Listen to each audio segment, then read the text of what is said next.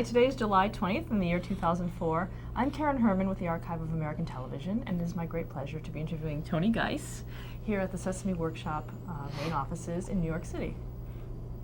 Do you want my hands like this, or should they not? Whatever you're most comfortable with. Okay. Okay, so we're on. I'd like to start with some information about your early years and influences, and our first question is, what was your name at birth? My sort of... Your full name when you were born. My name was Nicholas Anthony Geiss. The name Nicholas has never been used since. They called me Tony when I was a little kid. Why is that? I don't know. I had no control over it. I mean, this started when I was 6 months old. And I had said, wait a minute, how about Nicholas? They might have changed, but I didn't speak yet. And I've always been known as Tony. When were you born? 1924. What was the full date? November 16th, 1924. Where? Scorpio, New York City. And what are your parents' names? Your parents' names? Alexander and Marjorie. Did they work? My father was an artist, painter artist.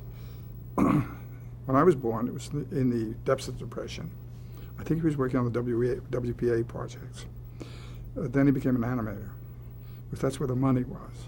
And he was working in animation during the Depression, when the only business that did well was show business, because people needed to forget their miseries. And they went to movie theaters, and he worked with Max Fleischer first on Popeye and Betty Boop. And then went to California. He worked for Disney. He worked on Ferdinand the Bull. I think he had a directing credit on that. He was a story man and animator. And that was Can you stop? separated before. Okay. But I went out there. Actually, they tried reconciliation. My mother went out, and I went out, and I spent a summer there while he was at Disney. And then he came back. He worked for Screen Gems for a while. He worked for a lot of places as an animator. Did you watch his animations? Well, I don't know. I mean, I don't know which. I mean, I'm sure he worked on all the Fleischer things at one time or another. And they didn't give writers credits, or they gave animators credits. I don't think at all. I'm not sure, but I'm sure I did. Actually, when I was small, we used to go and pick him up at Fleischer Studios, and when he was not finished, they used to put me on a viewer, where you crank the film, and I used to look at cartoons all the time. I'm sure some of them must have been his. So I was a little bit in show business even when I was small. Did your mother work? My mother worked after they separated, yes. And she was a press agent. She did publicity, but for the first Italian films after war, the great ones, Bitter Rice and Paisan, all those things. And she was very good at it. She had an excellent reputation. And that was what she did mainly. Did you have brothers and sisters? No. Now, when did you become interested? Did you become interested in the entertainment industry because of your parents? Is that something that interested you early on?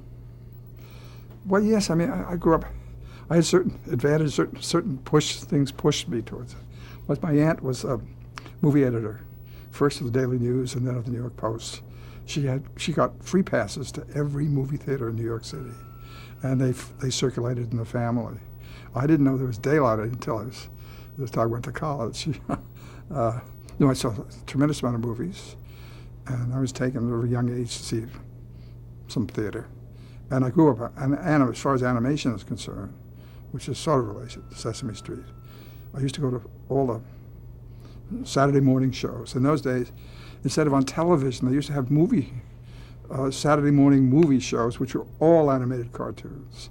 And I lived Saturday mornings with the passes, and I was over-entertained as a child, and it was sort of natural. I mean, but I didn't know that I was going to go into show business. I wasn't. I was putting on little shows at the age of 9. I almost went to Hollywood when I was a kid, because they were having a competition with Tom Sawyer, a movie, Selznick movie, and I got a couple of screen tests, and they wanted me to come out. I didn't have a part in the movie, but they wanted me to come out and sign an option and hang around the studios. My mother was not going to drag me around Hollywood. as a young child. Did you know what you wanted to be when you grew up? No, I didn't. I had no idea. I was enjoying life. And when I graduated with a degree in English. And I didn't even know then. What high school did you attend? Walden High in New York City. And then college? Cornell. Did you have any interest in writing? Yes, I was interested in writing. Yes, I took creative writing courses and things like that. And I was always interested in writing. I started reading when I was about 3 or 4 years old. And I've always been very verbal. I mean, interested in it. Do you remember when you first learned how to read? Is it something, Well, there was no day suddenly a revelation. Oh, I could read. I know that when I went to kindergarten, I was off in the corner reading because I was the only one who could. And I just read a lot. I read a tremendous amount when I was small. My favorite book of all was Alice in Wonderland. My grandmother gave it to me. It was the first book I ever owned. And, you know, it was given to me. And I still have it, that book. It's a tremendous influence on my life. Do you remember the first time that you saw television? Yes. First time I saw it was in the Translux Theater on 57th Street,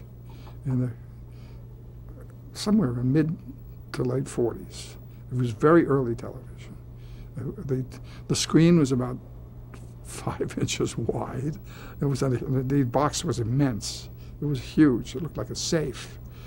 And the picture had a way of collapsing. And they showed anything. They showed bad vaudeville acts and things like that.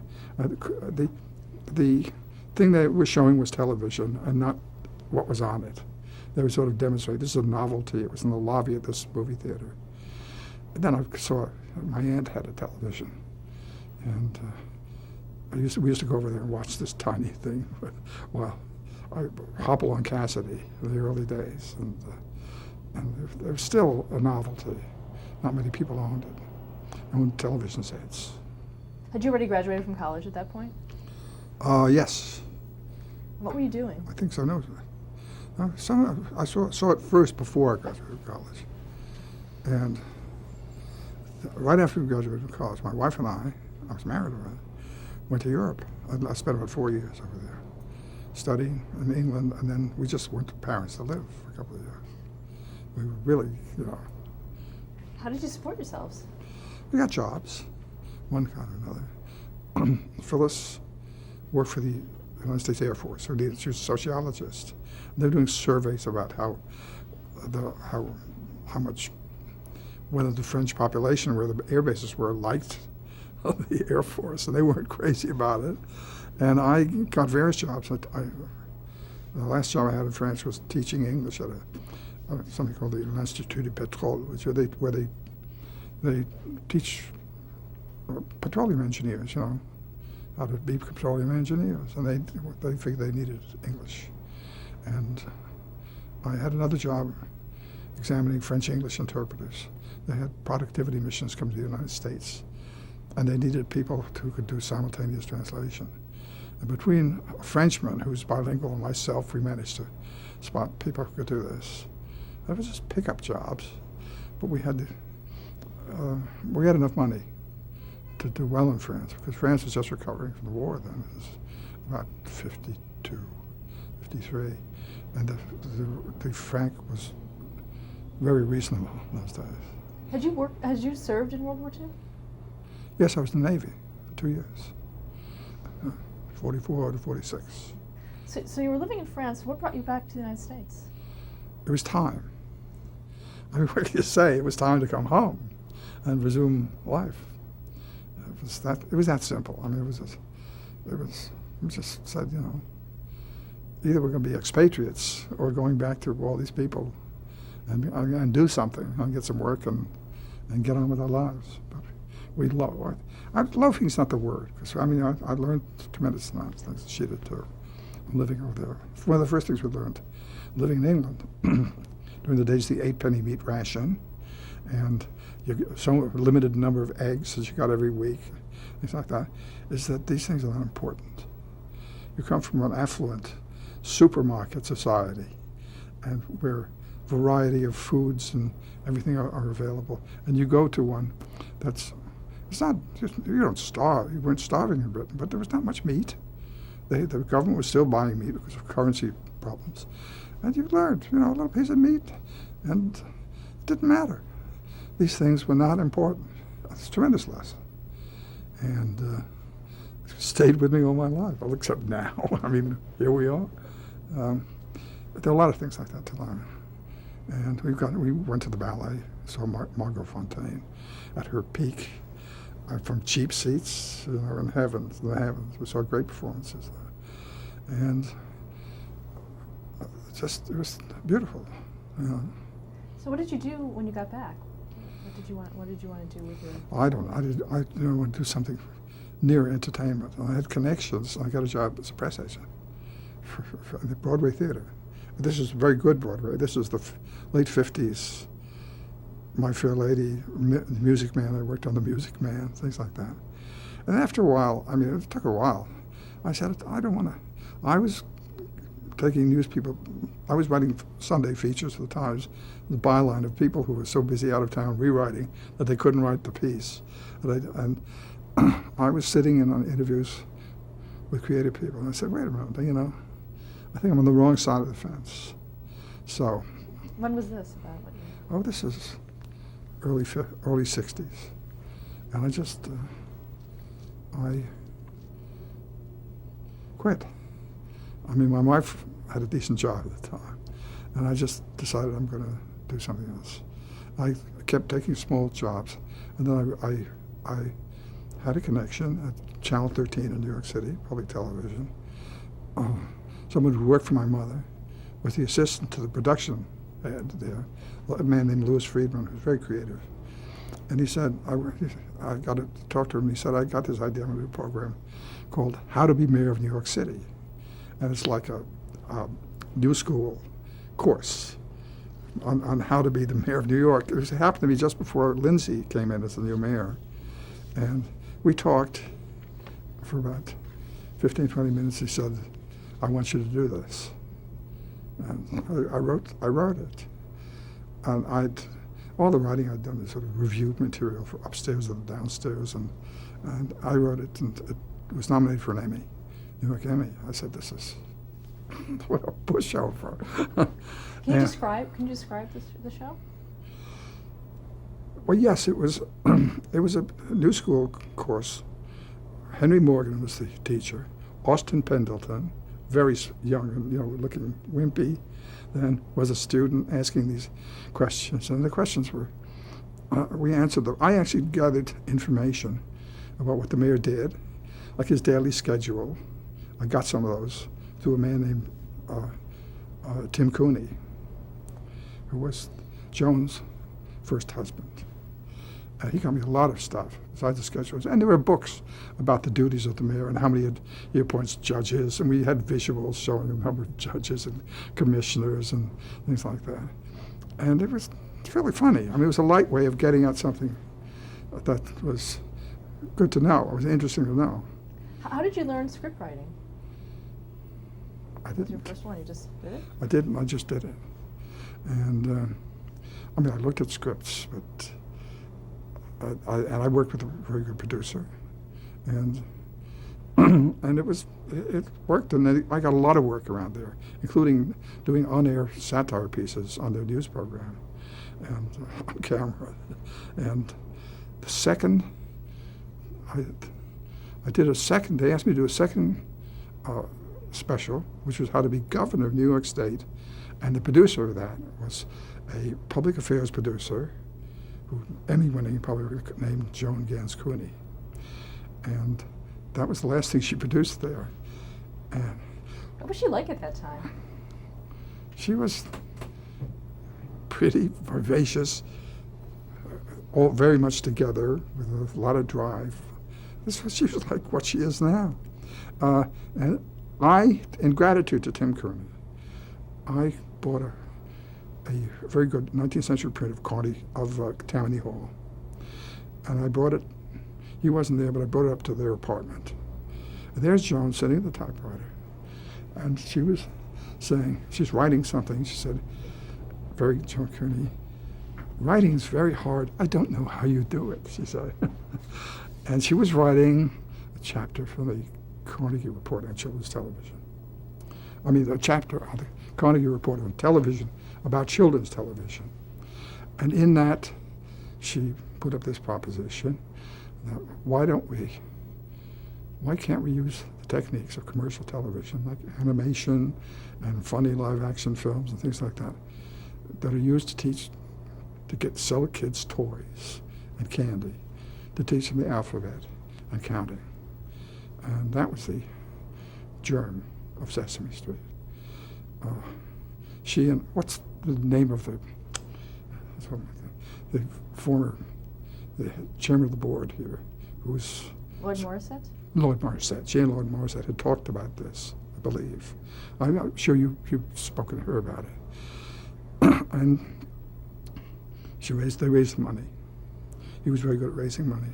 And she went around, she especially, went around to all the public television stations in the United States, and a disparate lot they were, universities, and to organize, in effect, a network, to get them, you have to check this out, I believe, to get them to agree to put this show on at 9 in the morning. That had never happened before, and she worked herself to death, I understand. I was not around. This is all hearsay, I gotta tell you. And they assembled it, and they got together. Dave Connor was a producer, I think, executive producer. And John Stone came over they're both from Captain Kangaroo. And John is the sense of humor of Sesame Street. He really was a genius. He was the best director we've ever had. He was the best, probably the best. He was an executive producer, a brilliant executive producer. What made him so good? His genius. He was full of life and great, very funny. And his visual sense as a director was just marvelous. So his aesthetics were right. And he was musical. He majored in music at Williams College, I believe.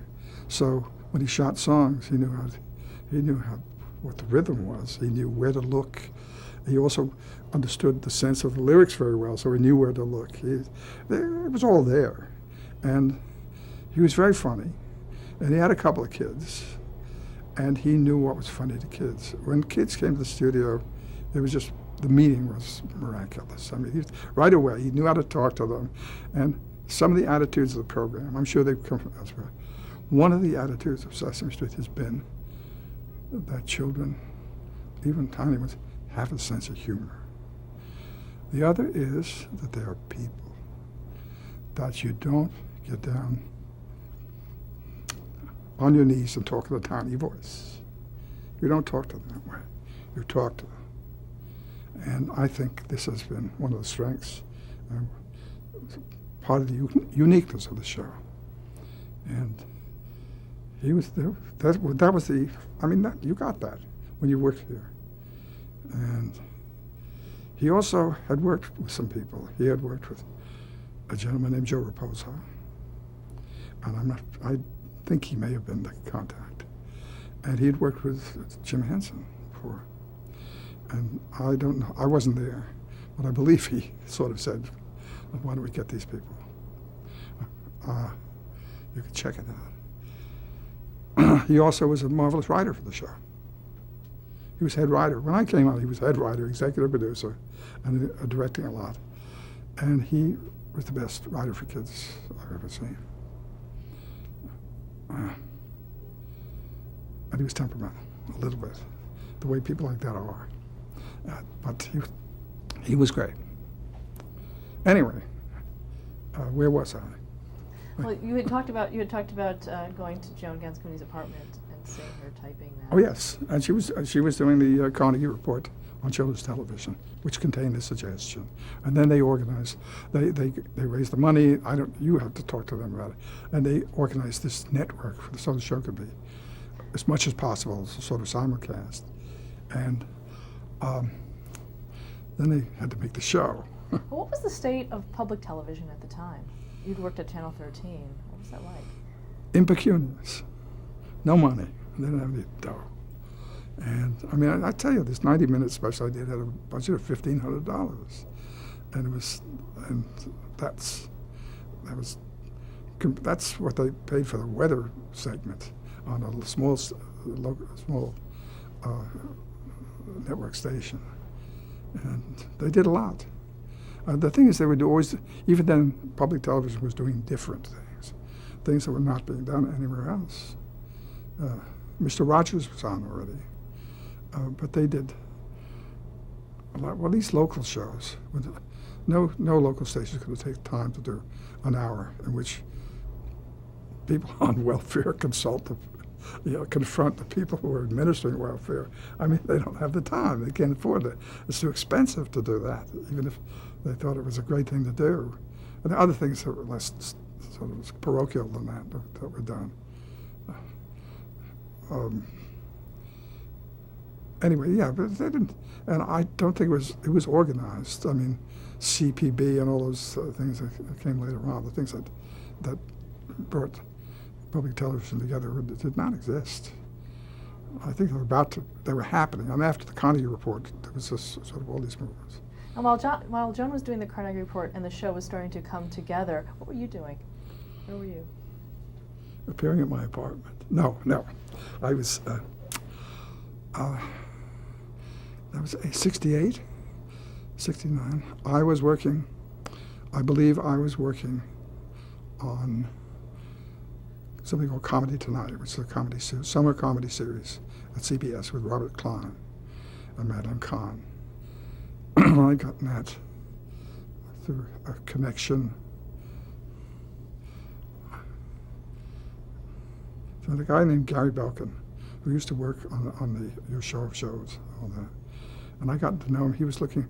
I had done material for Julius Mark, which was Julius Monk's Reviews, which was a nightclub sets of satirical reviews, and he knew my work from that. And he asked me to do a David Fry album.